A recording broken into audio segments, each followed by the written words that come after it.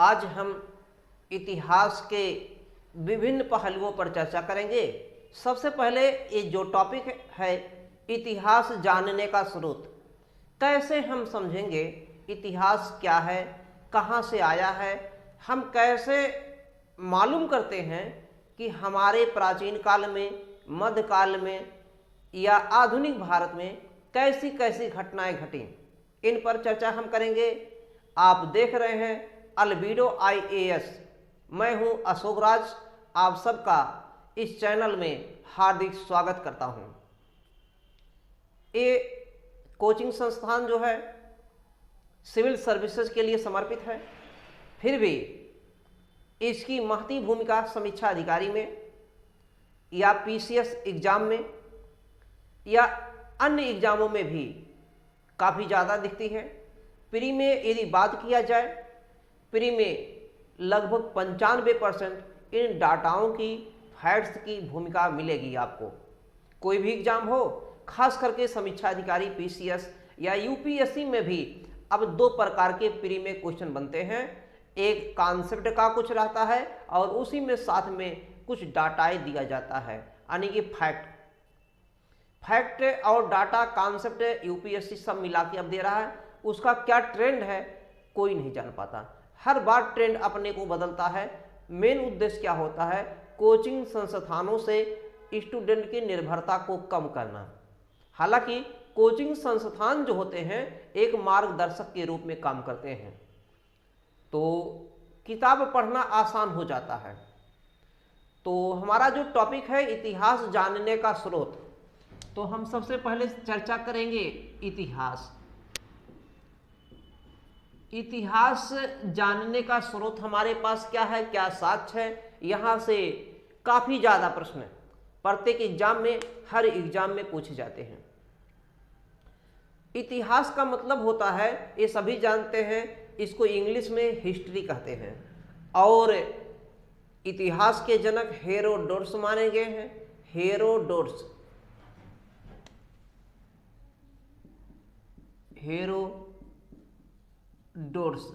ये इतिहास के जनक माने गए हैं। कौन है ये जनक, फादर।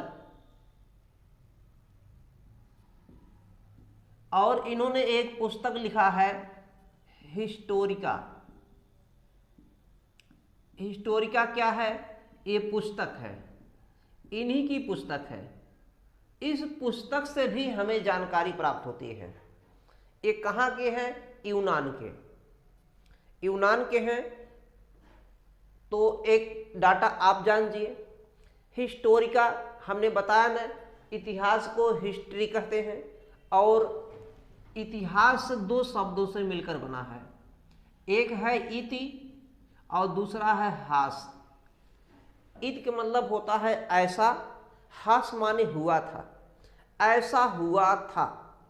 अब हम लोग जो इतिहास में समझेंगे, इतिहास क्यों पढ़ते हैं। इतिहास इसलिए पढ़ते हैं ताकि जो पुराने समय में, प्राचीन समय में या हमसे पूर्वज में या आधुनिक में या मध्य में, हमसे पहले जिन लोगों ने जो गलतियां किया, चाहे वो प्रशासन के क्षेत्र में हो या राजनीति के क्षेत्र में या सामाजिक क्षेत्र में या धार्मिक क्षेत्र में, जो गलतियां हमारे पूर्वजों ने किया, हमसे पहले लोगों ने किया, उन गलतियों को हम दोबारा दोहराए न, इसलिए हम इतिहास को पढ़ते हैं। साथ में हमको आगे भविष्य में स्वर्णिम प्रशासन चलाने में, स्वर्णिम विकास करने में ये इतिहास मददगार होता है। तो इतिहास इतना है। अब इतिहास जानने का हमारे पास स्रोत, तो एक स्रोत ये हो गया हिस्टोरिका। ये पुस्तक किसने लिखा, हेरोडोटस ने लिखा है, यूनान के हैं। यहाँ तक कॉन्सेप्ट क्लियर। अब दूसरी की बात करते हैं, इसके स्रोत के बारे में अगर हम बात करते हैं, इतिहास जानने का स्रोत क्या है। हमारे पास देखिए कई स्रोत हैं। हमने एक बताया है पुरातत्व संबंधी, अर्थात उत्खनन। उत्खनन से जो भी साक्ष्य मिले उसके आधार पर हमने इतिहास को जानने का कोशिश किया। जैसे पाषाण काल, उत्खनन से ही केवल पाषाण काल के बारे में जानकारी मिलता है, क्योंकि वहाँ पे साहित्यिक स्रोत नहीं। जो हड़प्पा सभ्यता है वो भी उत्खनन अर्थात पुरातत्व, पुरातन वाला सिस्टम, आर्कियोलॉजी जिसे कहते हैं, के आधार पर केवल मिला। हड़प्पा सभ्यता में लिखा जरूर गया ब्रूदोफेस्टस विधि में, लेकिन वो भाव चित्रात्मक होने के कारण आज तक हम लोग अर्थात मानव कोई भी नहीं पढ़ सके। आगे उसके आगे देखेंगे वैदिक काल आएगा। वैदिक काल में हमारे पास किताबें आती हैं। अब दो तरीके की हमारे पास किताबें आती हैं, साहित्यिक जिसे स्रोत कहते हैं। इस साहित्यिक स्रोत का आज हमारा जो टॉपिक है साहित्यिक स्रोत का। तो हमारे पास अगर देखेंगे स्रोत की बात करेंगे तो स्रोत में कितने स्रोत हैं? एक तो हमने देखा उत्खनन। उत्खनन, उत्खनन को हम लोग यूं भी लिख सकते हैं पुरातत्व, पुरातन, पुरातत्व, यानी कि उत्खनन कहिए या पुरातत्व कहिए। दूसरा चीज अगर देखेंगे हम लोगों के पास क्या आता है, पुरातत्व में आपको क्या क्या मिल सकता है? देखिए स्वर्ण मिल सकता, मतलब क्या नाम है, मुद्रा, मुद्रा मिल सकता है, या इसको कह सकते हैं सिक्के भी मिल सकता है। इसमें अभिलेख भी मिल सकते हैं, अभिलेख। इन अभिलेखों में अगर बात करें तो सबसे पुराना अभिलेख बोघज कोई का अभिलेख, पूरे विश्व की बात है या पूरे भारत की बात करें, पूरे विश्व में जो सबसे पुराना होगा वो भारत में भी सबसे पुराना। तो बोघज कोई, बोघज, बोघज कोई, देखिए यहाँ पे गा भी लिख सकता है और घा भी, दोनों अलग अलग किताबों में अलग अलग मिलेगा। इस पे आपको भ्रम में नहीं बनना है, चाहे गा लिख दीजिए या घा लिख दीजिए। बोगज कोई या बोघज कोई ये विश्व का सबसे पुराना अभिलेख माना जाता है, भारत का भी सबसे पुराना हुआ। ये निकाला कहाँ से गया है? ये मध्य एशिया से पाया गया है, उत्खनन के दौरान मध्य एशिया से, मध्य एशिया से पाया गया। इसमें दो राजाओं के बीच की संधि का उल्लेख किया गया है, और इस जो संधि हुआ, ट्रेटी हुआ है, समझौता, इसमें ऋग वैदिक 4 देवताओं को गवाह के रूप में, साक्ष्य के रूप में दिखाया गया है। वो 4 देवता कौन है? इंद्र हैं, मित्र हैं, वरुण हैं और नासत्य। नासत्य मतलब अश्वनी कुमार। ये 4 ऋग वैदिक देवता हैं। अर्थात इस अभिलेख से हमें ऋग्वेद की तिथियों को ज्ञात करने में सहायता मिलता है। अतः इसकी महती भूमिका इतिहास के जानने के स्रोत में मिलती है। बाकी इस पर हम पहले चर्चा कर चुके हैं। आगे हम देखेंगे मुद्रा, सिक्के के साथ साथ स्मारक भी मिलते हैं। इन स्मारकों से भी हमको जानकारी प्राप्त होता है। ये तो था उत्खनन। उत्खनन के अलावा और भी चीजें हमारे पास साक्ष्य हैं। आज जो हमारा टॉपिक है साहित्यिक स्रोत का है, तो इसलिए हम अपने मुख्य मुद्दे पर आते हैं, इस उत्खनन में साहित्यिक स्रोत पर। इस साहित्यिक स्रोत में अगर हम देखेंगे साहित्यिक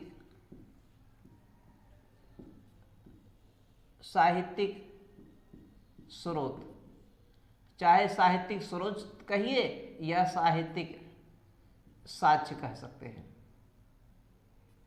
साहित्यिक स्रोत ये हमारे इतिहास के जानने में बहुत ही महती भूमिका निभाती हैं। साहित्यिक स्रोत 2 तरीके के हमारे पास हैं इतिहास जानने के साक्ष्य के लिए। एक है धार्मिक ग्रंथ, अर्थात धार्मिक साहित्य, और दूसरा है लौकिक साहित्य, लौकिक ग्रंथ। लौकिक ग्रंथ कहिए या लौकिक साहित्य, 2। अब अगर इसकी बात करें, इस नंबर 1 की बात और इस नंबर 2 की बात,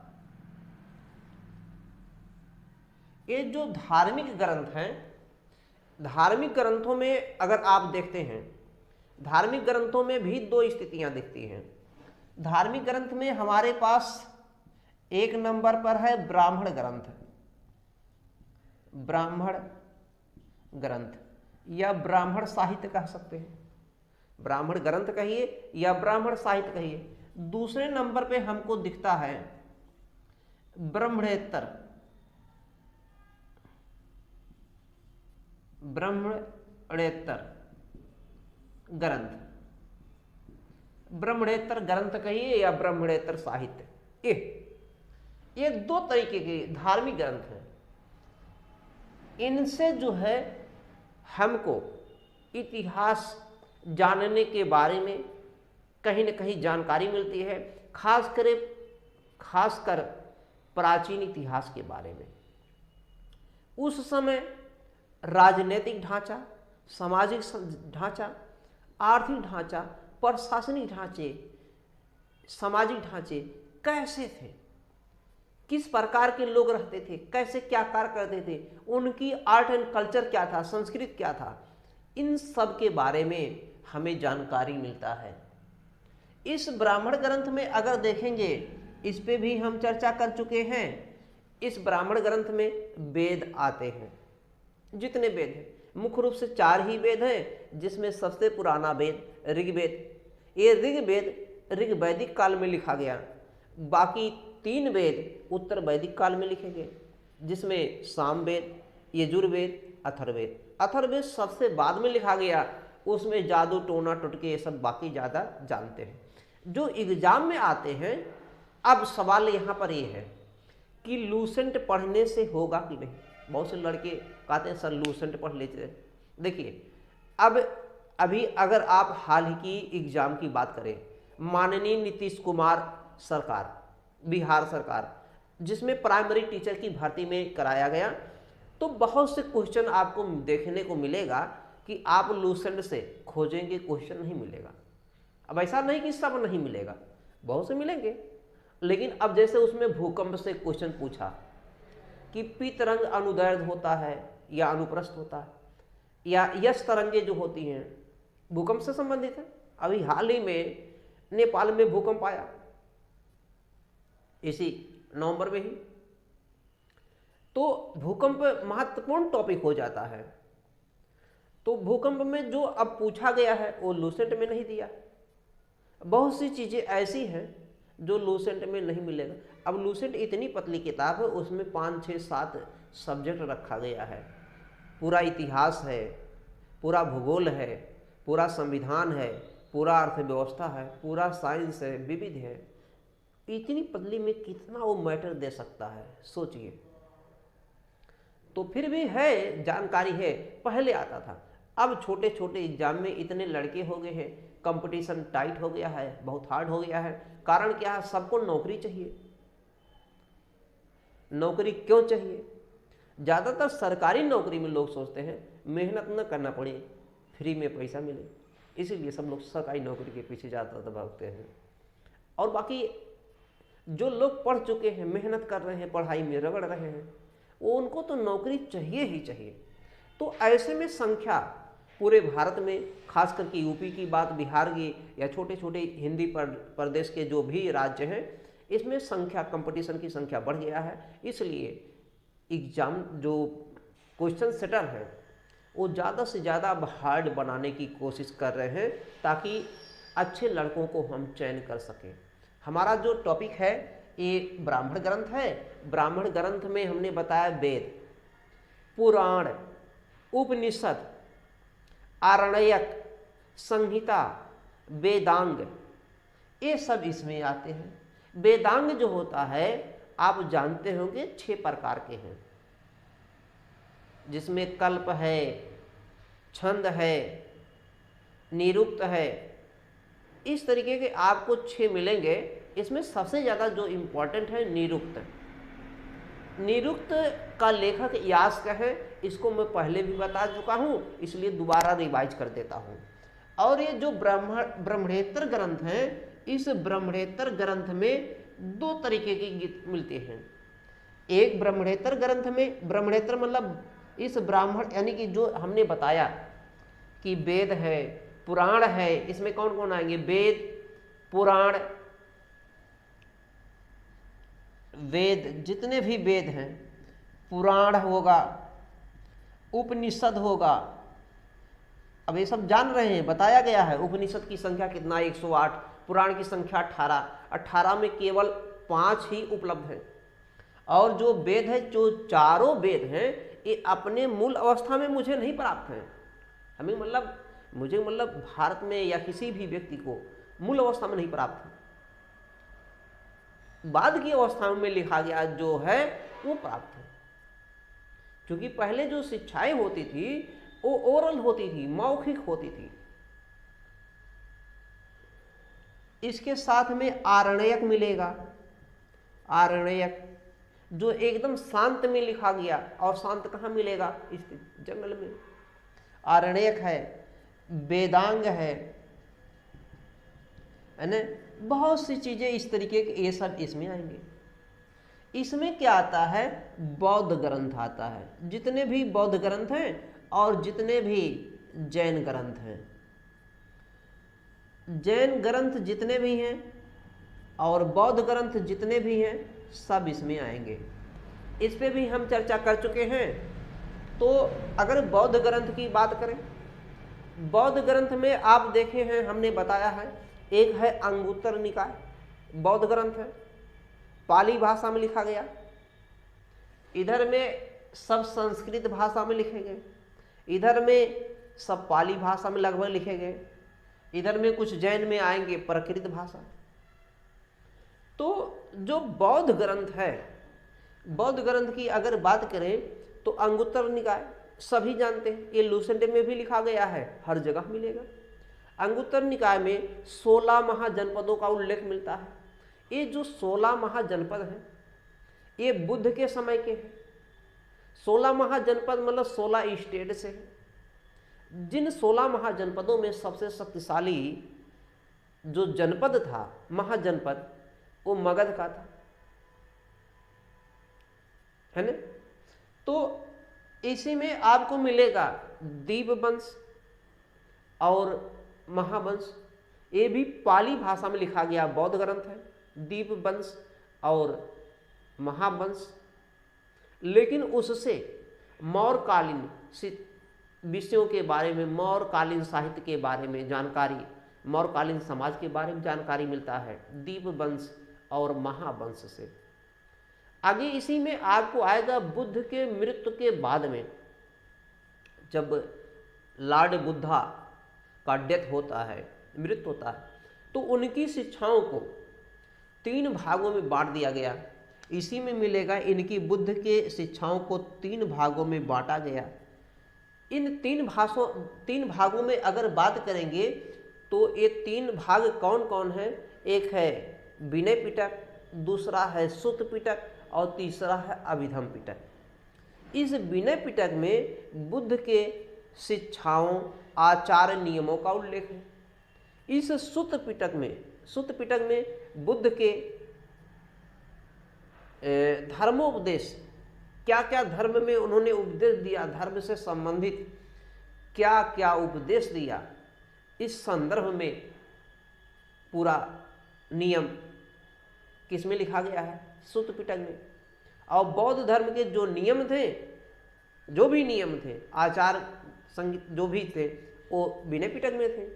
और अभिधम पिटक में बौद्ध धर्म के या जो संघ है ना, उसमें जो सिद्धांत लिखा गया है, उन सिद्धांतों का वर्णन है।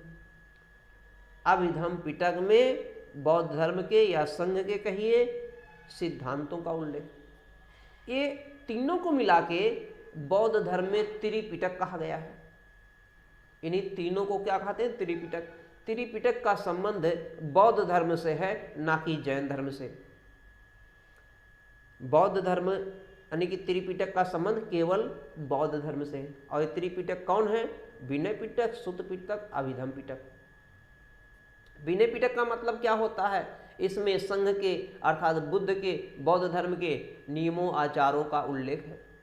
अब सुत्त पिटक में धर्मोपदेश का उल्लेख है, बुद्ध के धर्म का उपदेश दिया गया है। और अभिधम्म पिटक में ये संघ के सिद्धांतों का उल्लेख है। अब इसमें आपको आता एक चीज मिलेगा, त्रिरत्न। त्रिपिटक तो इसमें हो गया, त्रिरत्न क्या है?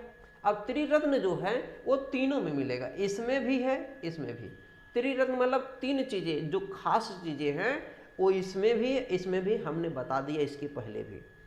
तो ये ब्रह्मणेतर था, ये ब्राह्मण ग्रंथ। अब आज जो हमारा टॉपिक है यहाँ से यहाँ तक तो हम विस्तृत में चर्चा कर चुके हैं। अब हमारा जो टॉपिक है लौकिक ग्रंथ को लेकर है, तो हम अपने मुख्य मुद्दे पर अब आ जाते हैं। यहाँ तक समझ में आ गया होगा सबका। इसी में एक चीज और हमने बताया था, ये अभी तक हम रिवाइज करा रहे हैं, बता रहे हैं। इसी में एक बताए थे मिलिंद पन्हो। मिलिंद पन्हो पाली भाषा में लिखा गया बौद्ध ग्रंथ है। मिलिंद पन्हो पाली भाषा में लिखा गया बौद्ध ग्रंथ है, जो बौद्ध भिक्षु नागसेन ने लिखा है। ये नागसेन कौन है? Who was Nagasena? नागसेन एक बौद्ध भिक्षु थे। इस मिलिंद पन्हो में राजा मिलिंद, मिलिंद मतलब मीनांडर भी उन्हीं को कहते हैं, राजा मीनांडर कहिए या राजा मिलिंद, ये हिंद यवन शासक हैं। हिंद यवन शासक राजा मीनांडर और ये बौद्ध भिक्षु नागसेन, इन दोनों के बीच में संवाद का उल्लेख है। और इस संवादों के माध्यम से हम उस समय की राजनीतिक, सामाजिक, आर्थिक, प्रशासनिक ढांचाओं का समझ पाते हैं। तो ये इसमें था। मिलिंद पन्हो किस भाषा में लिखा गया है? पाली भाषा में। कैसा ग्रंथ है? बौद्ध ग्रंथ है। किसने लिखा है? बौद्ध भिक्षु नागसेन ने। क्लियर हो गया? और उसमें किनके बीच संवाद है? मिलिंद पन्हो का मतलब होता है मिलिंद प्रश्न। पन्हो मतलब प्रश्न है। तो एक तरफ है राजा मीनांडर अर्थात मिलिंद और दूसरी तरफ है नागसेन। इन दोनों के बीच में प्रश्न उत्तर चलता रहता है। यहां तक हो गया है, हम इस पे विस्तार में चर्चा कर चुके हैं। अब हम अपने इस मुद्दे पर आते हैं जो और भी ज्यादा इंपॉर्टेंट बन जाते हैं। तो इसमें हमारा जो लौकिक साहित्य है ये भी दो तरीके का होता है। कुल मिला के दो तरीके नहीं, इससे दो तरीके की जानकारी प्राप्त होता है। एक होता ऐतिहासिक जानकारी प्राप्त होता है, ऐतिहासिक जानकारी। दूसरा है अर्ध ऐतिहासिक। अर्ध ऐतिहासिक जानकारी प्राप्त होता है। इस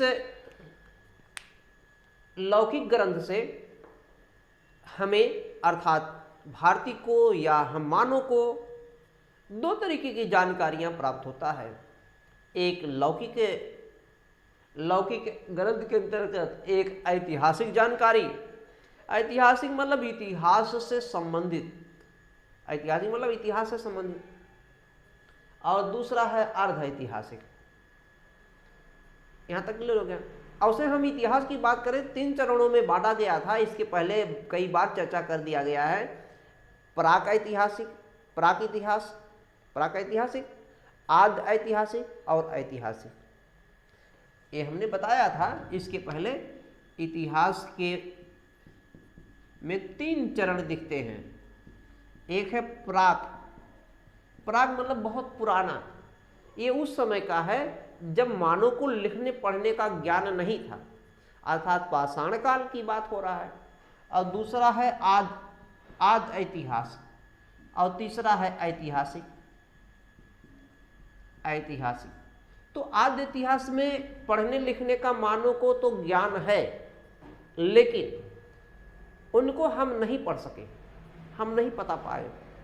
तो इसमें पूरा का पूरा आद्य इतिहास में हड़प्पा सभ्यता या सिंधु घाटी की सभ्यता कहिए उसी को, या सैंधो घाटी की सभ्यता कह सकते हैं, या उसी को कांस्य युगीन सभ्यता, क्योंकि कांस्य का प्रयोग यहाँ पे होने लगा हड़प्पा सभ्यता में।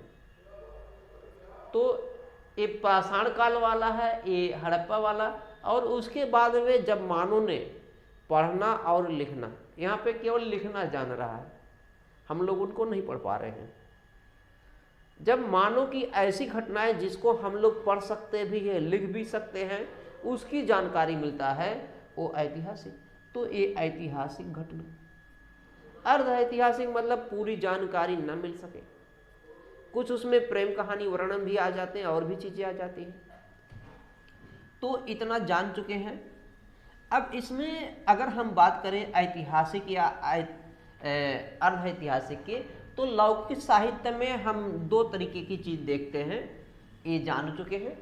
अब इसमें अगर हम बात करें लिखने पढ़ने की बात से, तो सबसे पहले जो महत्वपूर्ण किताब हमारे पास आता है अर्थशास्त्र। इसमें कौन कौन पुस्तक आएंगे, इन पुस्तकों पर हम चर्चा करेंगे। तो पहली पुस्तक हमारे पास है अर्थशास्त्र। अर्थशास्त्र, ये जो अर्थशास्त्र पुस्तक है, अब इस अर्थशास्त्र पुस्तक को अब ऐसा नहीं इकोनॉमी लिख सकते हैं, नहीं, पुस्तक का नाम अर्थशास्त्र है तो अर्थशास्त्र ही रहेगा। इसको इंग्लिश में इकोनॉमिक बनाने की आवश्यकता नहीं, नहीं तो आप दूसरा विषय में प्रवेश कर जाएंगे। तो अर्थशास्त्र किसने लिखा है? एक बहुत ही विद्वान पंडित थे जिनका नाम कौटिल्य था, सभी जानते हैं। उन्हीं कौटिल्य को चाणक्य भी कहते हैं, उन्हीं को विष्णुगुप्त शर्मा, पूरा नाम विष्णुगुप्त भी कहते हैं। तो इन्होंने लिखा है। ये जो विष्णुगुप्त थे अर्थात कौटिल्य अर्थात चाणक्य, ये तक्षशिला विश्वविद्यालय में, विश्व का सबसे पुराना विश्वविद्यालय तक्षशिला, इस समय पाकिस्तान वाले क्षेत्र में आता है, वहीं पर कुलपति थे और संस्कृत के प्रकांड विद्वान। आप जानते हैं नंद वंश के राजा घनानंद ने, जो अंतिम राजा है नंद वंश का घनानंद, उसने कौटिल्य का घोर अपमान किया था अपने दरबार में, और उसी का बदला लेने के लिए उन्होंने चंद्रगुप्त जैसे बच्चे को पढ़ा लिखा करके योग्य बना करके घनानंद पर आक्रमण करा करके एक नया वंश लाए थे, मौर्य वंश, और उस मौर्य वंश का राजा उसी चंद्रगुप्त को बनाए थे। जबकि चाणक्य ने उस चंद्रगुप्त को खरीदा था एक ग्वाले से। यहां तक जान ही रहे, ये वही चाणक्य है। तो इसके लेखक कौन है? कौटिल्य हैं। और एक कैसा पुस्तक है ये भी सब जानते हैं। ये पुस्तक कैसा है? राजनीति पर आधारित है, अर्थात प्रशासनिक चीजें, अर्थशास्त्र है। अब आ गया, इस अर्थशास्त्र से हमें जानकारी मिलता है सामाजिक, आर्थिक, राजनीतिक, तीनों या इस प्रकार का। तो केवल हमको राजनीतिक जानकारी मिलता है, ध्यान दीजिए, केवल राजनीतिक कहिए या प्रशासनिक जानकारी मिलता केवल, और दूसरा जानकारी नहीं। और कैसे?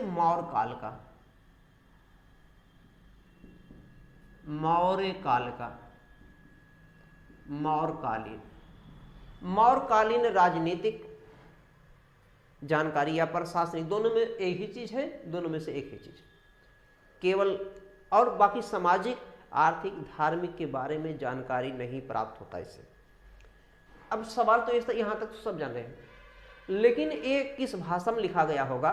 संस्कृत भाषा में, क्योंकि कौटिल्य संस्कृत के ही प्रकांड विद्वान थे तक्षशिला विश्वविद्यालय में। तक्षशिला विश्वविद्यालय विश्व का सबसे पुराना विश्वविद्यालय। तो उन दिनों भारत का भी पुराना होता था, लेकिन अब पाकिस्तान में आ गया, इसलिए भारत का सबसे पुराना विश्वविद्यालय अब वर्तमान में नालंदा को मानने लगे थे। तो ये संस्कृत भाषा में जो लिखा गया है आम जनता के समझ के बाहर था, सभी जनता इसको नहीं पढ़ सकती थी। ये ध्यान देने योग्य बात है, सब नहीं पढ़ सकते।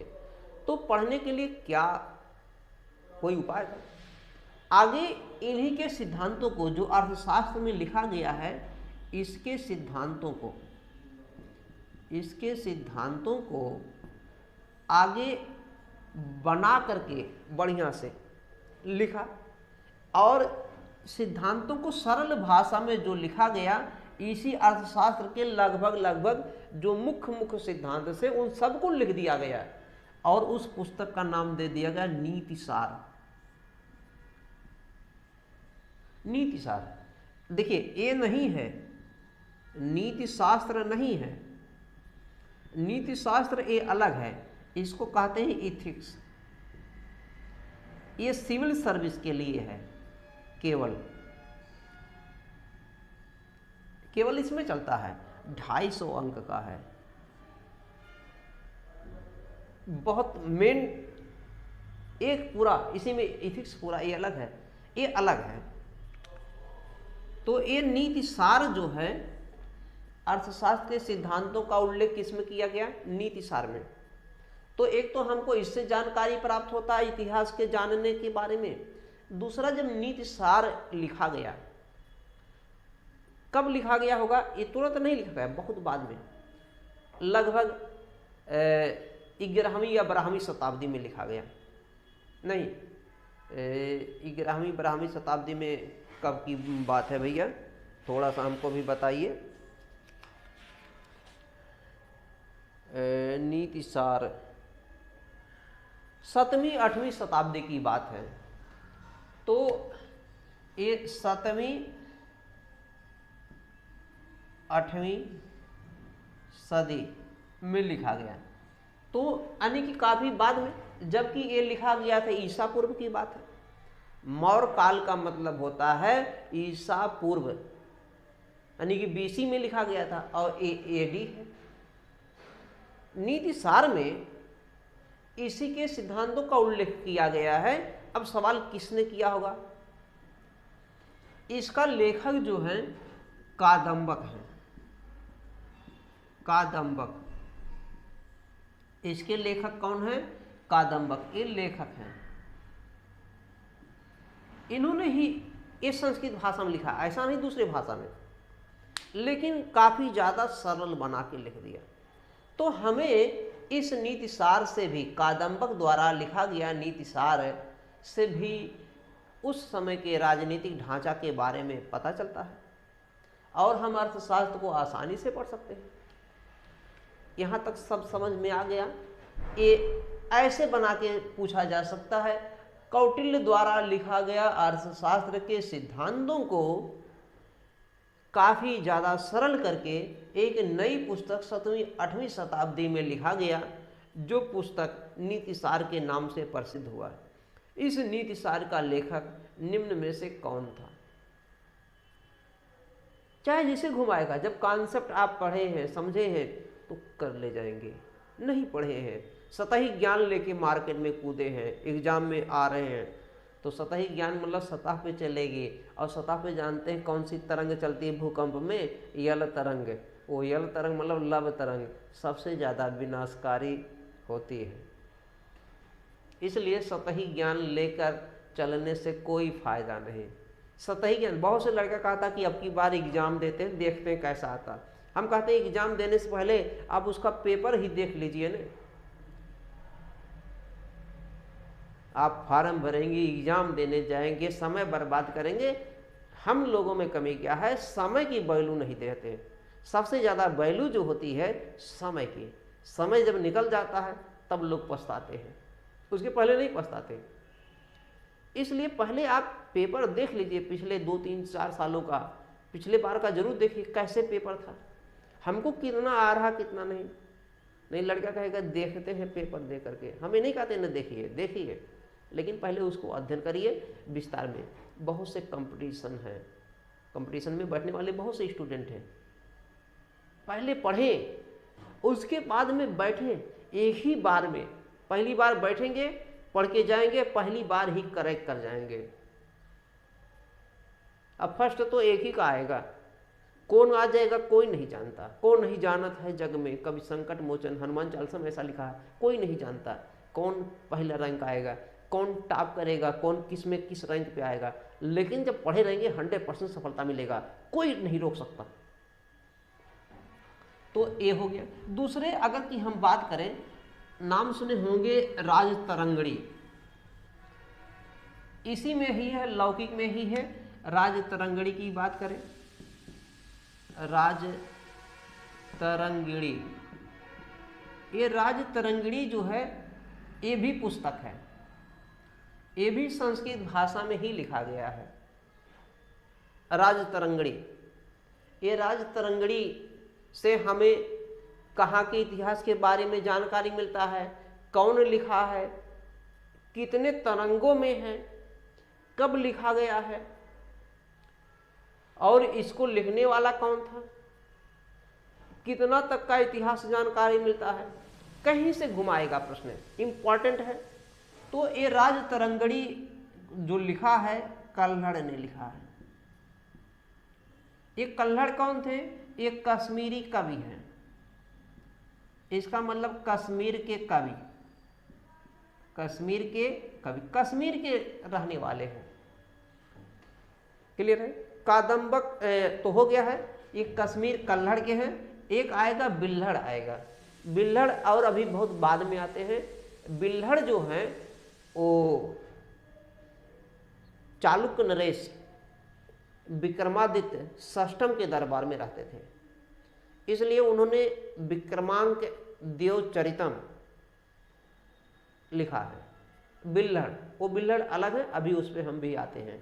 तो पहले ये जानिए, कल्हड़ ने राजतरंगिणी लिखा है, कश्मीर के कवि हैं, इसका मतलब यहाँ से कश्मीर के इतिहास का स्रोत, कश्मीर के इतिहास के बारे में जानकारी प्राप्त होता है। यहाँ तक क्लियर हो गया। दूसरी चीज, अगर ये पूछा जाए कि इसमें कितने तरंग हैं, इसमें तरंगों की संख्या जो है 8। कितने तरंग हैं? तरंगों की संख्या 8।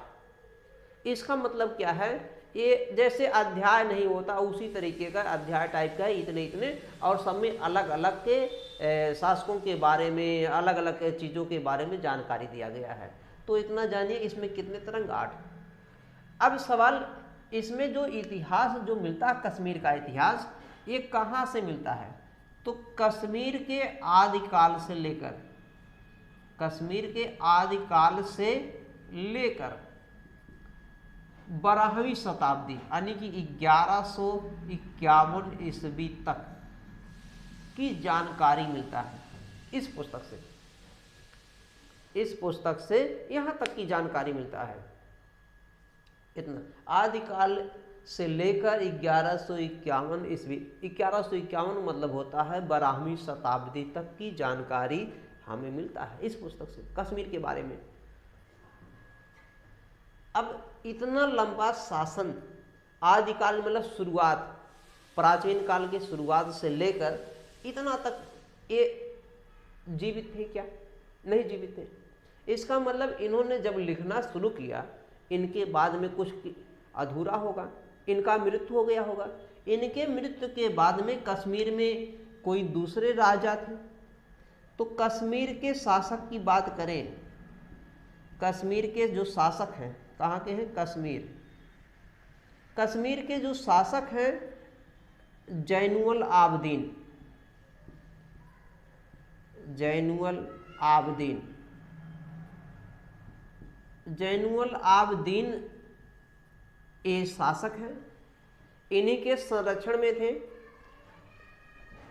राजकवि हैं जोन राज, जोन राज, और इनके जो शिष्य हैं श्रीवर, ये शिष्य हैं। कौन है? शिष्य। ये जोन राज जो है गुरु हैं, और इनके शिष्य श्रीवर। तो श्रीवर और जोन राज ने, ये शिष्य श्रीवर, इन्होंने ही इस राजतरंगिणी को आगे पूरा किया। राजतरंगिणी को आगे किसने पूरा किया? जोन राज। आगे किसने पूरा किया? जोन राज ने। पूछा गया प्रश्न है, राजतरंगिणी को कल्हड़ द्वारा लिखा गया, कश्मीर की कवि कल्हड़ द्वारा लिखा गया राजतरंगिणी को। अंतिम में कश्मीर के शासक जैनुल आबदीन के समय में पूरा हुआ, जिसे किसने पूरा किया? तो जोन राज ने और इनके शिष्य जो है श्रीवर ये शिष्य हैं, इन्होंने ही पूरा किया। यहां तक क्लियर हो गया। आगे जो हम देखते हैं, यहां तक नोट कर लीजिए, फिर हम आगे देखते हैं। आगे हमारा जो पुस्तक मिलेगा इसी में ही इतिहास जानने के स्रोत में आगे हमारा जो पुस्तक है चचनामा की बात करेंगे। चचनामा की बात, तो चचनामा में चचनामा ये पुस्तक है। इस पुस्तक पर हम चर्चा देखते हैं क्या है। ये जो चचनामा भैया, इसका लेखक अगर बात करेंगे और उसे कहीं कहीं किताबों में अज्ञात लिखा है, कहीं कहीं किताबों में क्या लिखा है, अज्ञात। लेकिन ज़्यादातर ये माना जाता है इसके लेखक जो है अली अहमद।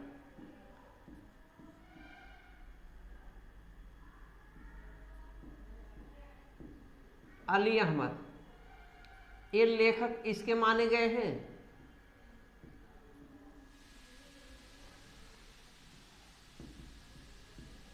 कौन है लेखक है? अली अहमद इसके लेखक हैं। आगे जो चचनामा हमने बताया, ये चचनामा के लेखक कौन है? अली अहमद हैं। लेकिन यही एक चीज थोड़ा सा हम बताना अभी मिस्टेक किए हैं। तो अभी जो हम बता रहे थे राज तरंगड़ी बता रहे थे, तरंगड़ी। ये एक चीज इसमें और पॉइंट है, नोट कर लीजिएगा। राज तरंगड़ी पूर्ण कब हुआ है, ये पूर्ण कब किया गया? तो कश्मीर के एक राजा हैं जय सिंह, तो पूर्ण किया गया कश्मीर के राजा जो है, कश्मीरी या कश्मीर के राजा जय सिंह के समय में पूरा हुआ है। अंत में जाकर के जैनुल आबदीन तो चलते हैं, लेकिन जैनुल आबदीन के जो शिष्य रहते हैं वो कौन रहते हैं? जैनुल आबदीन के समय में जैनुल आबदीन जो अभी बताया मैंने, उनके समय में कौन थे? श्रीवर नहीं थे ने। श्रीवर के जो गुरु हैं जोन राज के बाद में कुछ उनके जो शिष्य पूरा करते हैं श्रीवर, वो श्रीवर इन्हीं के समय थे। राजा जयसिंह, कश्मीर के राजा जयसिंह हैं। और इनका लगभग शासन काल कब तक रहता है? 1126 से लेकर लगभग 1159 ईस्वी तक, लगभग इतना समय तक रहता है। 1126 से लेकर के लगभग 1159, कहीं कहीं 27 भी लिखा है, तो 27 भी लिख सकते हैं, यहाँ पे एकदम एक्यूरेट फिक्स नहीं है। तो 1127 या 26 से लेकर 59 तक जो है ये राजा रहते हैं। तो राज तरंगड़ी इन्हीं अंत में इसी राजा के समय में पूर्ण होता है। 1151 में मैंने बताया, 1151 तक की कहानी में पूर्ण हो गया है। उसके बाद में श्रीवर के बाद समाप्त, पूरी की पूरी कहानी। तो अब चचनामा पे हमने जो पढ़ा, चचनामा, ये चचनामा किसने लिखा? अली अहमद ने। अब ये मूलतः किस भाषा में लिखा गया? मूलतः इसकी जो भाषा है वो कैसी है? ये अरबी भाषा में लिखा गया है। अरबी भाषा, ये इंपॉर्टेंट है। चचनामा मूलतः अरबी भाषा में लिखा गया है। ये स्टेटमेंट भी दे सकते हैं, स्टेटमेंट भी बना सकते हैं। तो चचनामा मूलतः अरबी भाषा में लिखा गया है। किसने लिखा? अली अहमद ने। कहीं कहीं अज्ञात हमने भी बता दिया है, लेकिन इसको मान के चलिए।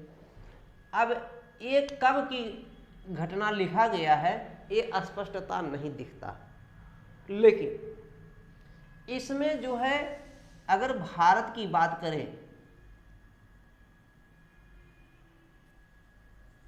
भारत में ये जो पाकिस्तान, ये तो 1947 में पाकिस्तान बना ना। चौधरी रहमत अली जब विश्वविद्यालय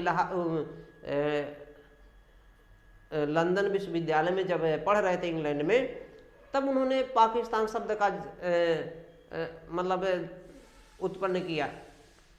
इसके पहले पाकिस्तान तो नहीं था, ये सब इंडिया में ही था, इंडिया के हिस्से थे, भारत के हिस्से थे। तो यहाँ पर जो है पहली बार भारत में आक्रमण कोई अरब लोग करते हैं। अरबों का आक्रमण जो होता है, अरबों का आक्रमण, हमने एक टॉपिक बना दिया है, अरबों के आक्रमण के पहले भारत की स्थितियां क्या थी, कैसे कैसे थे, उस वीडियो से आप देख सकते हैं। अरबों के आक्रमण के पहले भारत की स्थिति, राजनीतिक, सामाजिक, आर्थिक, प्रशासनिक। तो अरबों के आक्रमण का पहला उल्लेख, यानी कि आक्रमण का पहला आक्रमण जो होता है वो 712 ईस्वी में होता है। ये सभी जानते हैं, 712 ईस्वी में मोहम्मद बिन कासिम के नेतृत्व में, अर्थात मोहम्मद बिन कासिम पहला आक्रमणकारी है। ये अरब चाहे लिखें या लिख सकते हैं, मुस्लिम भी लिख सकते हैं, पहला मुस्लिम आक्रमण लिख सकते हैं या पहला अरबों का आक्रमण। ये अरब वाले जो हैं ये मुस्लिम ही हैं। तो 712 ईस्वी में आक्रमण का जो उल्लेख मिलता है उससे ये पता लगता है कि यहाँ पर जो है राजा कौन थे, राजा दाहिर थे। राजा दाहिर, ये राजा थे, राजा दाहिर। ये कहाँ पे थे, ये सिंध के राजा थे। कहाँ पर थे, सिंध के। इससे इसका मतलब चचनामा से पता चलता है सिंध पर अरबों का पहला आक्रमण। सिंध प्रांत है, एक राज्य हुआ करता था, देश के रूप में हुआ करता था। उसमें छोटे छोटे राज्य जो थे वो देश में बटे हुए थे, उनकी अपनी अलग एक सब नियम कायदा कानून थे। तो सिंध का राजा जो था, राजा दाहिर था, इसी पर आक्रमण मोहम्मद बिन कासिम का होता है। ये हमें चचनामा से पता लगता है। और इन किसके बेटे हैं, ये चाच के बेटे हैं, चाच के बेटे हैं, ये भी पता लगता है। इसीलिए इस पुस्तक का नाम इन्होंने चचनामा दिया है, यानी कि चाच महत्वपूर्ण आदमी हैं, बहुत महत्वपूर्ण है। कैसे कैसे ये चाच के बाद में ये बैठे हैं, और ये जो चाच हैं, चाच कहाँ से गद्दी पाए हैं, इनके पहले कौन थे राजा। इसके पहले की अगर बात करें 712 के पहले भारत में यहाँ पे देखेंगे एक राजधानी हुआ करता था गहरवाल वाला वंश में जो है वर्धन वंश, वर्धन वंश कहिए या पुष्यभूति वंश, पुष्यभूति वंश या वर्धन वंश। यहाँ पे कन्नौज हुआ करता था, कन्नौज आगे मिलेगा इतिहास में, आगे। अभी तो हम समझ रहे इतिहास जानने का स्रोत, अभी इतिहास में एंट्री नहीं हुआ है, केवल हम जानने के स्रोत के बारे में देख रहे हैं। तो यहाँ का राजा कन्नौज में जो राजधानी है हर्षवर्धन है। वर्धन वंश कहिए या पुष्यभूति वंश, दोनों नाम एक ही है, पुष्यभूति वंश या वर्धन वंश। इसकी राजधानी कन्नौज थी। कन्नौज का बहुत पहले नाम, प्राचीन काल में नाम महोदय श्री, महोदय श्री इसका नाम है। और महोत्सव नगर महोबा का नाम। और कोल या कोयल अलीगढ़ का पुराना नाम। अलीगढ़ को, इस अलीगढ़ के पहले हरि सिंह के नाम पर हरिनगर के नाम से जाना जाता था, हरिनगर। जैसे इलाहाबाद का पहले नाम प्रयागराज था, बाद में इलाहाबाद हो गया अकबर के समय में। तो ऐसे एक कन्नौज है, कन्नौज का पहले नाम क्या था, महोदय श्री। और महोत्सव नगर महोबा का नाम। अलीगढ़ का प्राचीन नाम क्या था, कोल, कोल या कोयल, उसी को हरिनगर भी कहा जाता था, बाद में हुआ। तो ये जो राजा दाहिर है, राजा दाहिर कहाँ के राजा हैं? सिंध के राजा। ये किसके बेटे हैं? चाच के बेटे। चाच ने कैसे कैसे गद्दी पाया, इसके बारे में इस पुस्तक में है। तो हमने बताया जो कन्नौज का राजा हर्षवर्धन है, हर्षवर्धन तो 606 ईस्वी में गद्दी पर बैठा है, 606 ईस्वी में। और इन्हीं के समय ह्वेनसांग भी आए थे, चीनी यात्री हैं, बौद्ध भिक्षु हैं, शिक्षा ग्रहण करने के लिए आए थे नालंदा विश्वविद्यालय में।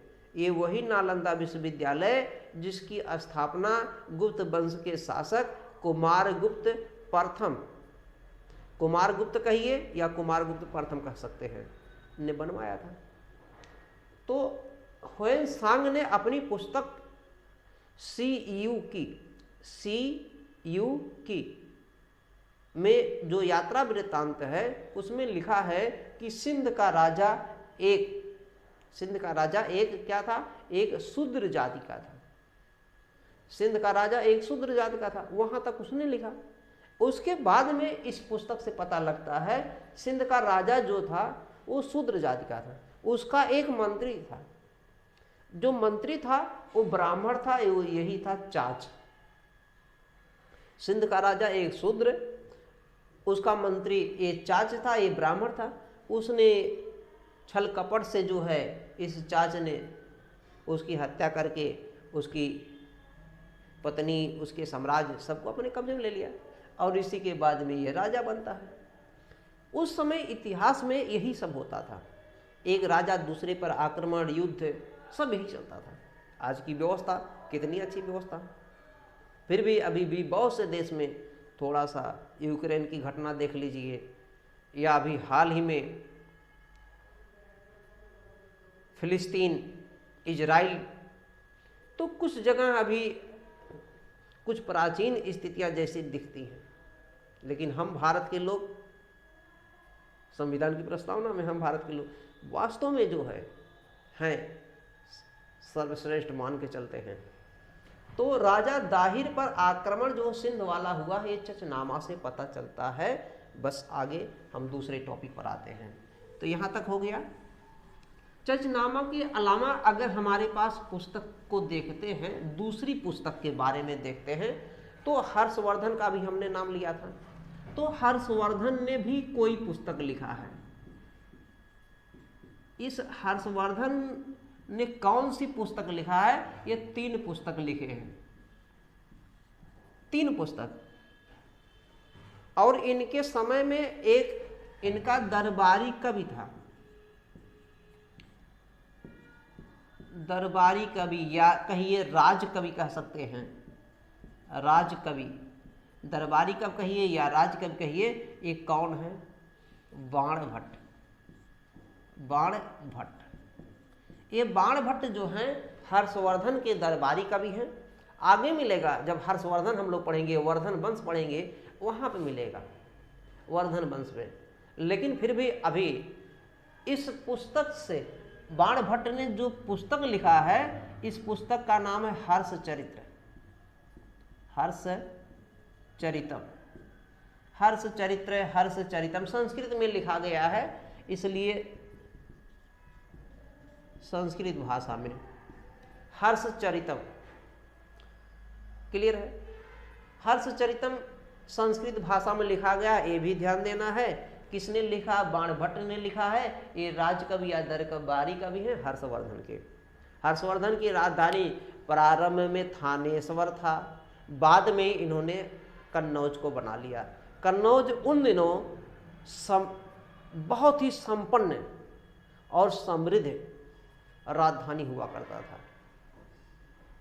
ये हर्षवर्धन ने 3 पुस्तक लिखा है। एक लिखा रत्नावली, रत्नावली, ये महत्वपूर्ण पुस्तक।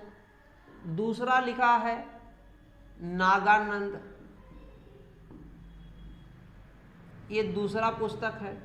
ये 2 पुस्तक है। अब तीसरी पुस्तक कौन सी है? तीसरी पुस्तक प्रियदर्शिका है। प्रियदर्शिका,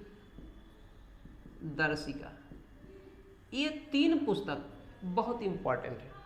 अब इस पे ये प्रश्न पूछा जाता है कि निम्न में से एक 4 पुस्तक दे देगा। हर्षचरित्र, प्रियदर्शिका, नागानंद, रत्नावली, इन चारों पुस्तकों में से किसका लेखक हर्षवर्धन नहीं है, या इनमें से किसने इन्होंने रचना किया है, तो हर्षचरित्र की रचना किया है। हर्षचरित्र की रचना किसने किया है, हर्षचरित्र की रचना बाणभट्ट ने किया है। इसका मतलब जो है हर्षचरित्र से इनके बारे में जानकारी पूरी की पूरी हमको मिलती है, ये साहित्यिक स्रोत में आता है। इससे हमें ऐतिहासिक घटनाओं की जानकारी मिलता है। यहाँ तक हो गया। अब आगे अगर मिलेंगे तो हम लोग देखेंगे थोड़ा सा गुप्त काल की जो प्रसिद्ध कवि हैं, भारत का शेक्सपियर कहा जाता है, बहुत महत्वपूर्ण व्यक्ति हैं, भारत का शेक्सपियर कहा जाता है। इनका नाम है कालिदास। ये कालिदास बहुत ही प्रकांड विद्वान है, संस्कृत के प्रकांड विद्वान कालिदास। ला पे छोटी मात्रा रहेगा वर्तनी की दृष्टि से। तो इन्होंने कई पुस्तक लिखा है, जिसमें अभिज्ञान शकुंतलम है, कुमार संभव है, रघुवंशम है, ऋतु संहार है। ऋतु संहार में ऋतुओं का जितने भी ऋतु हैं, बसंत ऋतु, इन सब का जो भी ऋतु है, शरद ऋतु, तो ये भी पूछा गया है कौन सा जो है ऋतुओं का वर्णन करता है, ऋतु संहार, बेसिक क्वेश्चन। कुमार संभव है, रघुवंशम है, अभिज्ञान शकुंतलम है, कई पुस्तक लिखा है। इन्हीं पुस्तकों में अगर बात करें, इनका एक प्रसिद्ध पुस्तक है मालविकाग्निमित्र,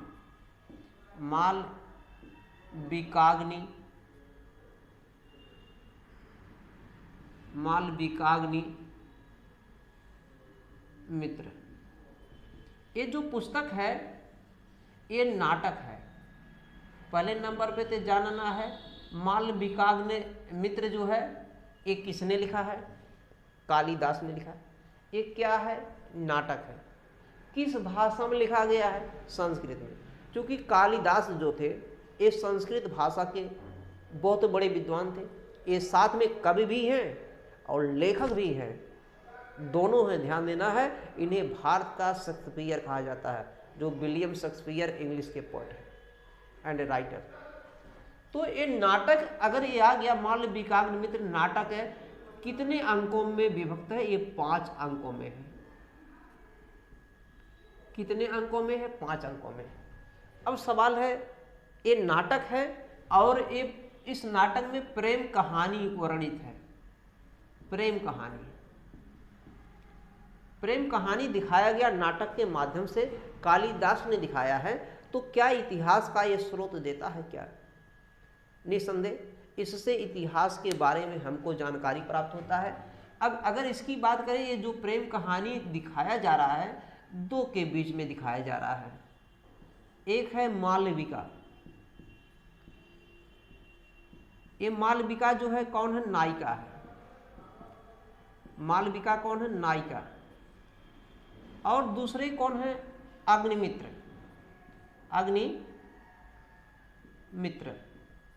ये अग्निमित्र कौन है? अगर बात करेंगे, विदिशा के राजा पुष्यमित्र शुंग, जो शुंग वंश है।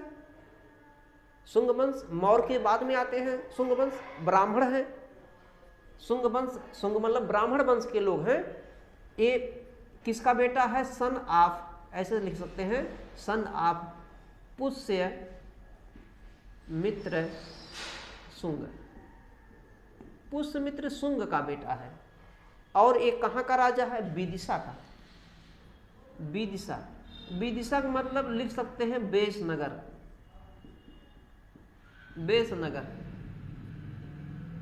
और से इस बेसनगर या विदिशा की हम पहले भी चर्चा कर चुके हैं। एक फिर भी यहाँ पे देख लीजिए, इंपॉर्टेंट लाइन है। इसी विदिशा या बेसनगर, ये कहाँ पर है, मध्य प्रदेश, एमपी। इस समय आता है, इस समय छोटा सा है विदिशा, बेसनगर। उस समय एक बड़ा राज्य हुआ करता था विदिशा। कैसे, यूपी में इस समय अगर काशी की बात करें, काशी छोटा सा है, बनारस इतना बड़ा शहर। उस समय काशी एक राज्य हुआ करता था और बनारस उसका क्या होता था, राजधानी होता था। तो इतना है, इसमें आप नोट करें, फिर उसके बाद हम देखते हैं क्या है। तो इसमें हम बता रहे थे मालविकाग्नि मित्र जो नाटक लिखा गया है, एक कालिदास द्वारा 5 अंकों में लिखा गया है। ये नायक हैं। अग्निमित्र कौन है? ये नायक हैं, ये नायक हैं इस नाटक में, और ये नायिका हैं। ये अग्निमित्र कौन है? पुष्यमित्र शुंग के बेटे हैं, और विदिशा अर्थात बेसनगर के जो है ये राजा हैं, राजकुमार हैं। शासक ये हैं, ये राजकुमार है, अभी राजा नहीं बने हैं। विदिशा ये बेसनगर वही है जहाँ से हमने एक स्तंभ लेख की बात बताया था। एवन मतलब एवन का जो है राजा ने जो है इसको हेलियोडोरस को भेजा था यहाँ पर विदिशा या बेसनगर में, विदिशा में या बेसनगर में भेजा था। इसके पहले APC-IAS में पूछ चुका है विदिशा या बेसनगर कहाँ पर है? Madhya Pradesh, basic question. और इसके पहले भी पूछा गया था। इसी में जो हेलियोडोरस है ये राजदूत है। क्या है? राजदूत। इस राजदूत ने इस विदिशा में कहिए या बेसनगर में एक गरुड़ स्तंभ बनवाया था, गरुड़ स्तंभ। इससे पता लगता था कि यहाँ का जो राजा है, गरुड़ स्तंभ से पता लगता है कि यहाँ का जो राजा है वो विष्णु का उपासक था।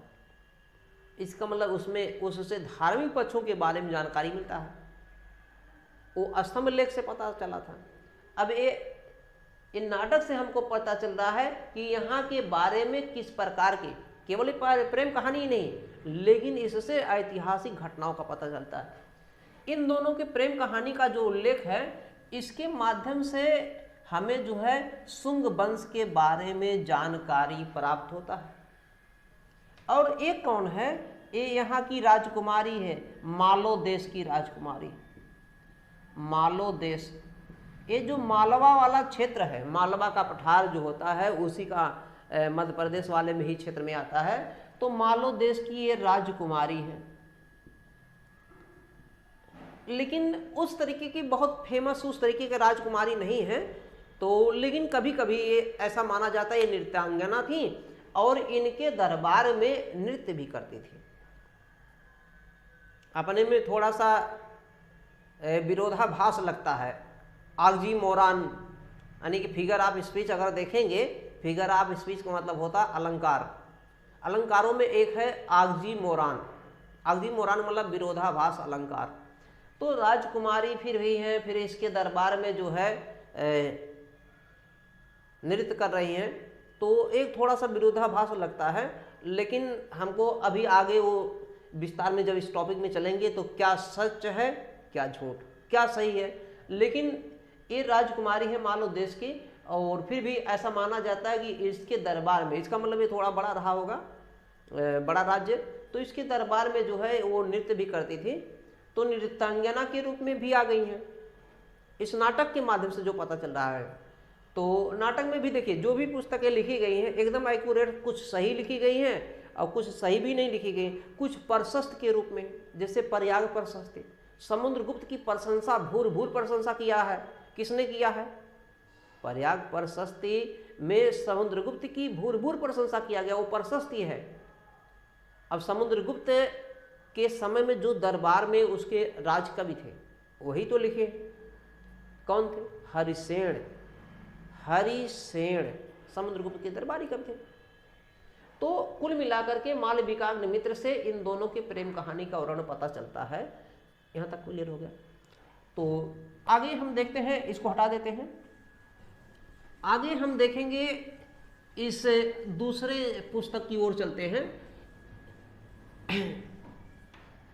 एक आपने पुस्तक देखा होगा बाल रामायण। बाल रामायण ये भी पुस्तक है। ये पुस्तक किसने लिखा है ये ज़्यादा जरूरी है। दूसरा पुस्तक की अगर देखेंगे कीर्ति कौमुदी, संवाद कौमुदी नहीं भैया, मुदी, ये कीर्ति कौमुदी है। कौन सा है? कीर्ति कौमुदी नहीं, कीर्ति कौमुदी नहीं, काव्य मीमांसा। कीर्ति कौमुदी इसमें नहीं आएगा, तो काव्य मीमांसा, काव्य मीमांसा। कीर्ति कौमुदी अलग है, तो काव्य मीमांसा। दूसरा आएगा कर्पूर, कर्पूर मंजरी, बहुत मोस्ट इंपॉर्टेंट है। कर्पूर ये भी मोस्ट है, औसत ये भी है बहुत मोस्ट, लेकिन इनमें सबसे ज्यादा कर्पूर मंजरी। प्रबंध कोश, ये भी इंपॉर्टेंट है, प्रबंध कोश, प्रबंध कोश। ये जो मुख्य रूप से 4 किताबें लिखा गया है, इस पुस्तक से हमको इतिहास का साक्ष्य तो मिलता है, लेकिन ज़्यादातर इंपॉर्टेंट आपको ये जानना है ये लिखा किसने है, ये चारों किताब। अगर इन चारों किताबों की बात करें तो प्रबंध कोश है, काव्य मीमांसा है, कर्पूर मंजरी है। ये किताब लिखा है राजशेखर ने। ये किताब किसने लिखा है? राजशेखर ने लिखा है। राजशेखर किसने लिखा है? राजशेखर। मोस्ट चारों इंपॉर्टेंट किताबें हैं, कर्पूर मंजरी, प्रबंध कोश, बाल रामायण, काव्य मीमांसा। और इन चारों किताबों से अगर बात करें, ये राजपूत युगीन संस्कृतियों के बारे में जानकारी मिलता है। राजपूत युगीन यानी कि राजपूत के संस्कृत के बारे में जो है, सभ्यता के बारे में, कैसे उनका इतिहास था, राजनीतिक, सामाजिक, आर्थिक, प्रशासनिक, अलग अलग चीज़ों में। अब प्रबंध कोश, इसका मतलब कैसे उसमें प्रबंधन के सिस्टम थे, इस प्रकार की चीज़ लिखा। तो इन्होंने ये 4 किताब लिखा, बहुत इंपॉर्टेंट किताब है, ये भी साहित्यिक स्रोत है। दूसरा अगर बात करेंगे, इसको हटा दिया जाए। दूसरा अगर किताब की बात करेंगे, दूसरे किताब में बहुत महत्वपूर्ण किताब में अगर देखेंगे तो बिल्हड़ वाला हमने अभी चर्चा नहीं किया था। बिल्हड़, कल्हड़ तो आ गए थे राजतरंगिणी में, बिल्हड़, ये बिल्हड़ कौन है? अगर देखेंगे, ये आप देख रहे होंगे, ये गुजरात वाला क्षेत्र, गुजरात, ये गुजरात में ही एक राजा थे,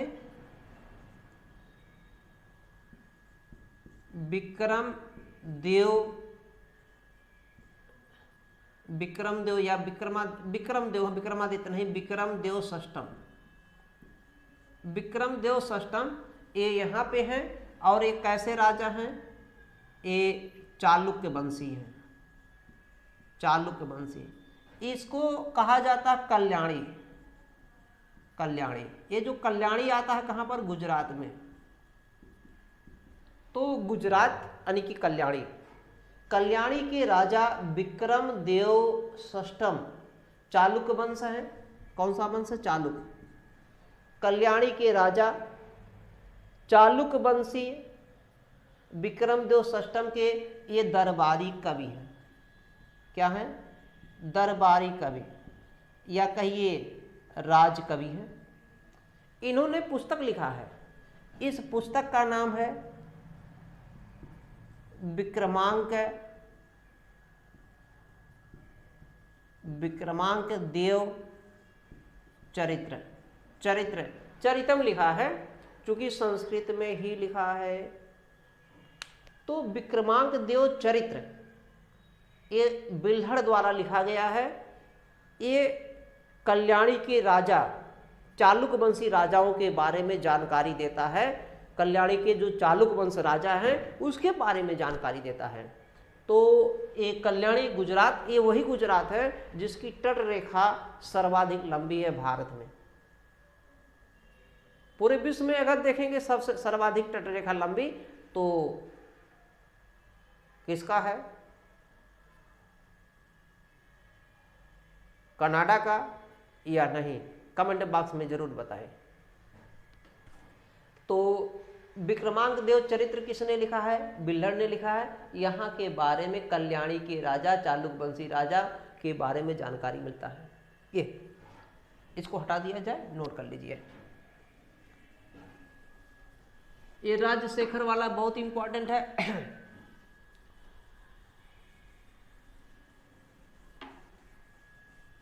कमेंट बॉक्स में एक चीज जरूर बताइएगा, ये राजशेखर किसके दरबारी कवि थे? राजशेखर। अब अगर यहीं पे बात करेंगे, जब हम राजस्थान गुजरात में पहुंचे हैं तो बगल में एक राजस्थान है, यहाँ पर शाकंभरी है। शाकंभरी जो क्षेत्र है, इस क्षेत्र में चाहमान वंश के लोग हैं। चाहमान को चौहान भी हम लोग कहते हैं संक्षेप में। चाहमान वंश या चौहान वंश, ये शाकंभरी जो है ये अजमेर वाला क्षेत्र है। अजमेर कैसा क्षेत्र है? अजमेर वाला जो क्षेत्र है शाकंभरी है। और शाकंभरी में पूछा गया है, अजमेर तो सब जानते हैं, शाकंभरी में कौन से वंश के लोग रहते थे, या अजमेर का जो क्षेत्र है किस नाम से जाना जाता है? अभी जैसे मैंने बताया था, महोदय नगर, महोदय श्री, महोत्सव नगर। महोदय श्री को महोदय नगर भी कहते हैं। महोदय श्री कहिए या महोदय नगर, ये कन्नौज है। महोत्सव नगर जो है वो महोबा है। ये शाकंभरी में चौहान वंश के लोग हैं। इस चौहान वंश में अगर बात करेंगे, सबसे जो प्रतापी राजा है पृथ्वीराज तीसरा। ये पृथ्वीराज जो तीसरा है, इसी को पृथ्वीराज चौहान भी कहते हैं। ध्यान दीजिए, पृथ्वीराज पहला दूसरा इसके पहले आ चुके हैं, वो ये उतना इम्पोर्टेंट नहीं। इम्पोर्टेंट क्यों होते हैं ये? पृथ्वीराज जो तीसरे हैं पृथ्वीराज चौहान है। पृथ्वीराज चौहान यही है। इम्पोर्टेंट क्यों हो जाते हैं? इनके समय में एक कवि हैं जयानक। ये कौन है? कवि है, इन्हीं के समय इन्होंने एक पुस्तक लिखा है। इस पुस्तक का नाम है पृथ्वीराज विजय। अब आ गया पृथ्वीराज विजय नामक पुस्तक किसने लिखा है? ये जो पृथ्वीराज विजय है, पृथ्वीराज विजय किसने लिखा है? जयानक ने लिखा है। अब सवाल, पृथ्वीराज विजय जो लिखे हैं, जयानक लिखे हैं, ये कौन थे? और उसे एक और आपको मिलेगा इन्हीं के समय में, चंदबरदाई।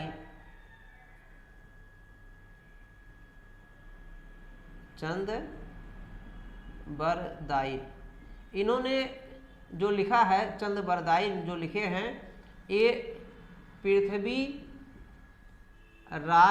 रासो लिखे हैं। पृथ्वीराज रासो जो है चंदबरदाई ने लिखा है। ये इनके समय ये भी है, दोनों हैं। आगे जब चौहान वंश पढ़ेंगे, शाकंभरी पढ़ेंगे, उसमें विस्तार में चर्चा मिलेगा। कॉन्सेप्ट जो भूला है सब क्लियर हो जाएगा। लेकिन अभी हम पढ़ रहे हैं इतिहास जानने का स्रोत कैसे क्या है। तो एक पृथ्वीराज जो रासो है, चंदबरदाई द्वारा लिखा गया, इससे भी जानकारी मिलता है। लेकिन मुख्य रूप से जानकारी इससे। पृथ्वीराज विजय बहुत महत्वपूर्ण है। किसने लिखा है? जयानक ने लिखा है। ये कौन है? कवि है जयानक। तो इससे जो है चौहान वंश के बारे में विधिवत जानकारी मिलता है। चौहान वंश के बारे में जानकारी किससे मिलता है? अब अगर दोनों का नाम दे दिया तो दोनों में से इसको उत्तर मारेंगे, ये ज़्यादा इंपॉर्टेंट है। जयानक कृत पृथ्वीराज विजय, यहाँ तक क्लियर हो गया। अब यहीं पे अगर देखेंगे, थोड़ा सा हम यहीं से आपको दिखा देते हैं। ये जो आपने पढ़ा है कि हरियाणा वाले क्षेत्र में एक आपको क्षेत्र मिलेगा तराइन का युद्ध होता है। तराइन का युद्ध दो प्रकार के होते हैं, एक पहला होता है और दूसरा होता है। पहला 1191 में होता है, दूसरा 1192 में होता है। ये जो दोनों युद्ध होते हैं, इस पहले युद्ध में पृथ्वीराज विजयी हो जाते हैं। पृथ्वीराज जो है विजयी हो जाते हैं और गोरी जो होता है हार गया। जो मोहम्मद गोरी है, मोहम्मद गोरी हार गया है, गोर प्रांत के था। मोहम्मद गोरी गोर प्रांत का था, इसलिए उसको गोरी कहने लगे लोग। गोर प्रांत अफगानिस्तान के क्षेत्र में आता है, गोर प्रांत। तो पहले युद्ध में एक गोरी हार गया था, पृथ्वीराज जीत गया है। लेकिन दूसरे युद्ध में आपकी गोरी, मोहम्मद गोरी जीत गया है। मोहम्मद गोरी जीता और पृथ्वीराज चौहान हार गए। और यही मोहम्मद गोरी की जीत, मोहम्मद गोरी का जो सेनापति था कुतुबुद्दीन ऐबक, और उसके साथ में उसी के सेनापति, मोहम्मद गोरी के ही सेनापति में एक और भी थे,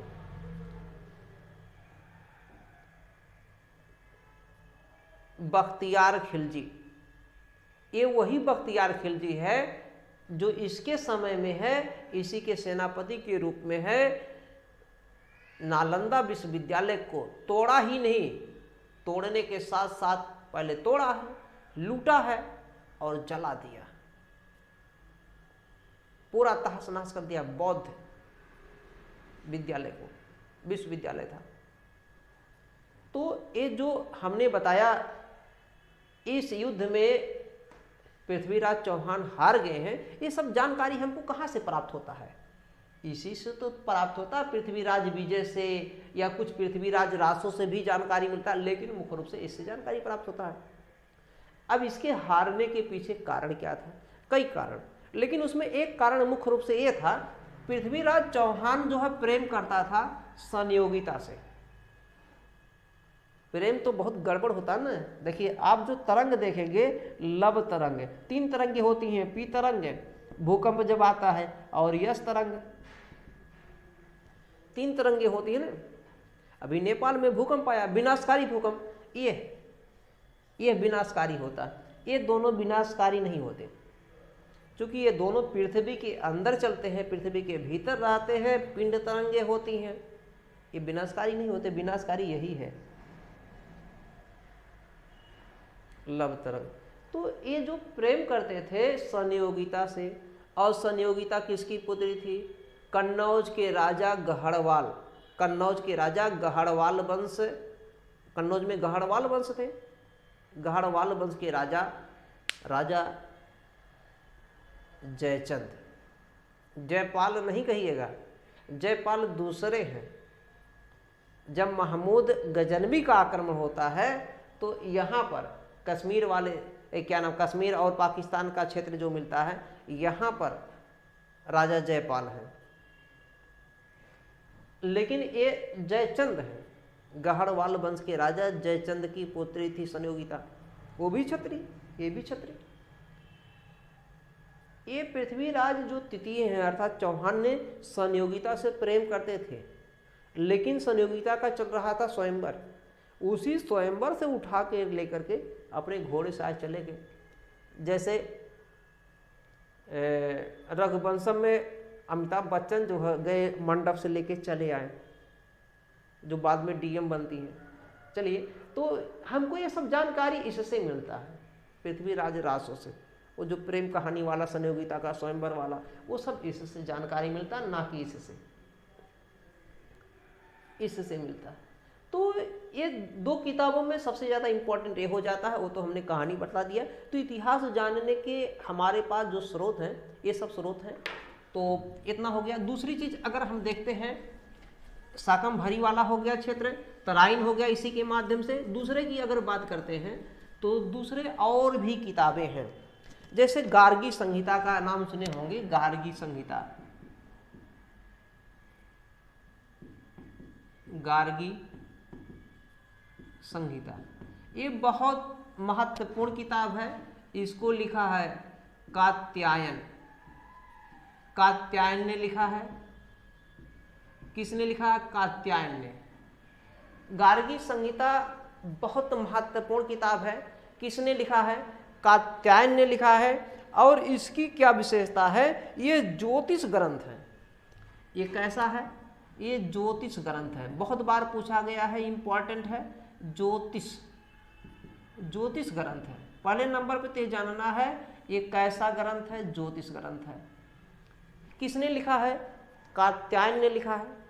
अब ज्योतिष ग्रंथ है तो ज्योतिष के बारे में जानकारी तो है ही, लेकिन इससे हमें अनेक प्रकार के जानकारी प्राप्त होते हैं इतिहास के।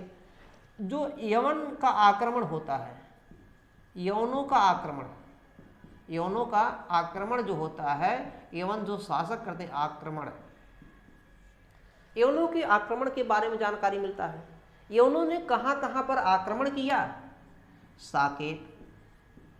साकेत मतलब जो अयोध्या वाला पूरा का पूरा क्षेत्र है, साकेत एक राज हुआ करता था। अगर दूसरी की बात करें तो मथुरा पर आक्रमण का पता चलता है। साकेत मथुरा के साथ साथ में अगर बात करें पांचाल है। कहाँ है? पांचाल जो कुरुक्षेत्र वाला, दिल्ली वाला पूरा का पूरा सब क्षेत्र है, जितना सब आता है, फर्रुखाबाद, ये सब पांचाल वाले क्षेत्र में आते थे। और एक बात बहुत इंपॉर्टेंट है, कुसुम ध्वज।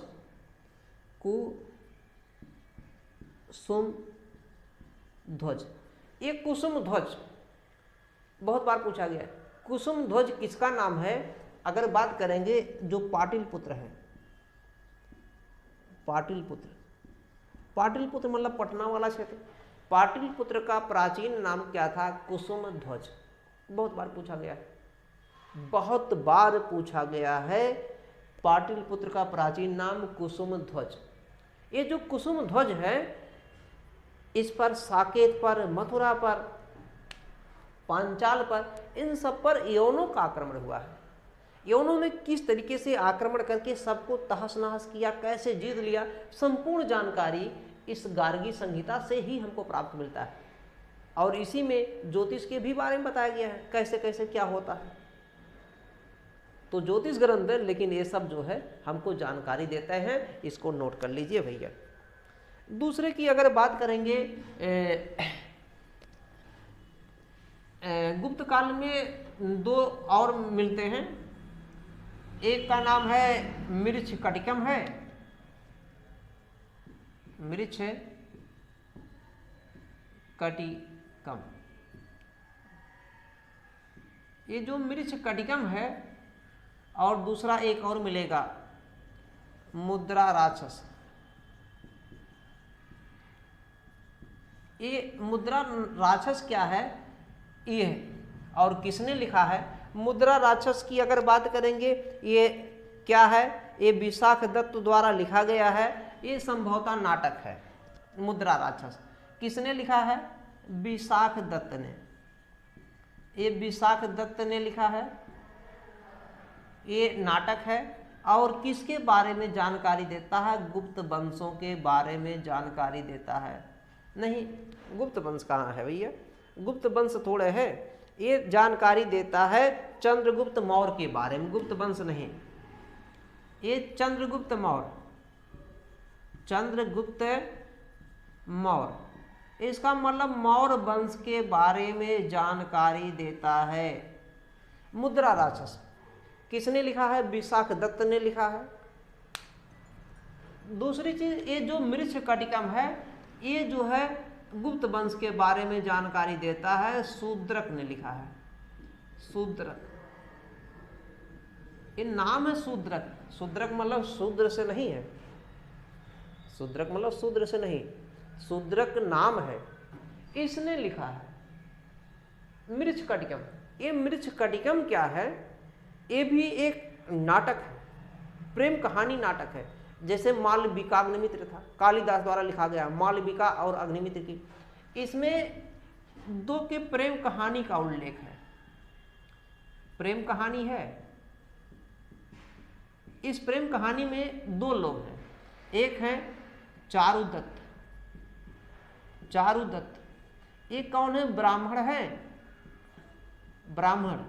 और एक व्यापारी भी है, छोटे मोटे व्यापारी। ब्राह्मण है, व्यापारी है, लेकिन छोटे मोटे हैं, अमीर नहीं है, निर्धन टाइप के ही है, लेकिन ब्राह्मण है चारुदत्त। और अगर बात करें, एक है क्या नाम इनका है, उज्जैनी की गणिका है बसंत सेना। बसंत सेना ये नायिका है, ये नायिका है और ये नायक है। तो अब ऐसा नहीं कि नहीं पूछेगा, पूछने का दायरा बढ़ता जा रहा है एग्जाम में। तो मृच्छकटिकम पहले नंबर पे पूछा जा सकता है। इसका लेखक कौन? शूद्रक। शूद्रक ने क्या लिखा? नाटक लिखा। किसके समय की घटना है? एक गुप्तों के बारे में जानकारी देता है, गुप्त वंश के बारे में जानकारी देता है, गुप्त वंश के बारे में जानकारी देता है। ये इस नाटक को पढ़ने से गुप्त वंश के बारे में जानकारी मिलता है। लेकिन ये प्रेम कहानी है पुस्तक जो है। इस नाटक में चारुदत्त जो नायक का रोल करते हैं ये ब्राह्मण है। ये बसंत सेना एक नायिका का रोल करती है। ये उज्जैनी की गणिका है। उज्जैनी की गणिका। गणिका का मतलब होता नृत्यांगना या नाचने वाली, या और भी कह सकते हैं। गणिका मतलब समझ में आ गया होगा, जो किताब पढ़ते हैं उनके लिए है। गणिका या नाचने वाली, नगर वधू भी कह सकते हैं। इस तरीके का कई चीजें शब्द आता है इसके लिए। तो उज्जैनी की गणिका कुल मिलाकर कि इसका रोल ज्यादा नहीं है। कारण क्या है? ये नाचने वाले का जो होता, आज के समय में नाचने गाने वालों का रोल बढ़ा है वो फिल्म के माध्यम से, जो फिल्म में काम करते हैं उनके लिए। बाकी नाचने गाने वालों का उतना लोग अच्छे निगाह से लोग नहीं देखते। तो बसंत सेना उसी में थी। लेकिन ये दोनों अभी ब्राह्मण होकर के इस नाचने वाली से प्रेम कर रहा है। तो ब्राह्मण का लड़का एक छोटे से कैसे विवाह कर सकती है? लेकिन प्रेम तो उसी में इसको दिखाया गया है। तो इसको पढ़ने से गुप्त वंश के बारे में ये सब पूछे जाते हैं, पूछे गए प्रश्न। वापस हम आते हैं। अगला जो पुस्तक हमको जानकारी देता है, बाकी हम पढ़ेंगे गुप्त काल में विस्तार में पढ़ेंगे। अगला पुस्तक अगर हम देखेंगे, आनंद भट्ट ने बल्लाल चरित्र लिखा है। बल्लाल चरित्र ये किसने लिखा है? आनंद भट्ट ने लिखा है। आनंद भट्ट ने लिखा है। आनंद भट्ट ने लिखा है। ये क्या लिखा है? ये पुस्तक है बल्लाल चरित्र। और ये किसके बारे में जानकारी देता है? सवाल ये है, ये किसके बारे में जानकारी देता है? ये जो सेन वंश हैं, अगर बंगाल में देखेंगे तो एक लोग सेन वंश के लोग थे बंगाल में। कहाँ पर? बंगाल। उस समय पश्चिम बंगाल नहीं होता था। बंगाल में सेन वंश हैं। इस सेन वंश के इतिहास के और संस्कृति के बारे में जानकारी इससे मिलता है। ऐसे हमारे पास अनेक किताबें, बहुत से पुस्तकें हैं। ये तो अभी हम प्राचीन में देख रहे हैं। मध्यकाल में तो किताब का भरमार लगेगा। मध्यकालीन इतिहास में बहुत सी किताबें, जिसमें अकबर के समय में अगर आप देखेंगे, अकबर के समय में आपको आएगा क्या? अकबरनामा। ये अकबर का नामा किसने लिखा है? अबुल फजल ने।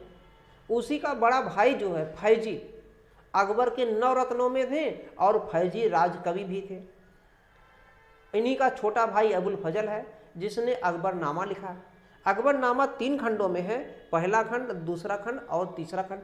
इसी तीसरे खंड को आईने अकबरी कहते हैं। इसी आईने अकबरी को अकबरनामा का जान कहा जाता है। जान, लोग फिल्म में कहते हैं वो जान कैसे हो, तो वही जान मतलब जैसे इरावदी नदी को म्यांमार की जान कहते हैं, तो ऐसे सबका है। तो यहाँ तक हो गया। तो हमने बताया ना, अब इतना अगर आपकी समझ में आ गया है तो हमारे वीडियो को सभी मित्रों में शेयर कर दीजिए, लाइक करिए और सब्सक्राइब कीजिए यदि चैनल पर नए हैं, और सभी मित्रों को अपने पास शेयर कर दीजिए अपने पास से, कि ताकि ज़्यादा से ज़्यादा लोग, हिंदी मीडियम के लोग ज़्यादा से ज़्यादा जानकारी इकट्ठा कर सकें। ऑथेंटिक जानकारी, एग्जाम व्यू, जब जो एग्जाम में आने वाले क्वेश्चन होते हैं ऐसी जानकारी लें, और ज़्यादा से ज़्यादा लोग जानकारी होंगे, हिंदी मीडियम का क्रेज बढ़ेगा। हिंदी मीडियम के क्रेज को बढ़ाने के लिए आप लोग ऐसा कीजिए, मैं जो पढ़ा रहा हूँ ये निःशुल्क वीडियो है, पूरा का पूरा सब वीडियो निःशुल्क है और यूट्यूब पे है, केवल हिंदी मीडियम के बिल्ड को बढ़ाने के लिए। धन्यवाद। इसी पर हम अपनी वाणी को विराम देते हैं, तब तक लेते हैं अलविदा। जय हिंद।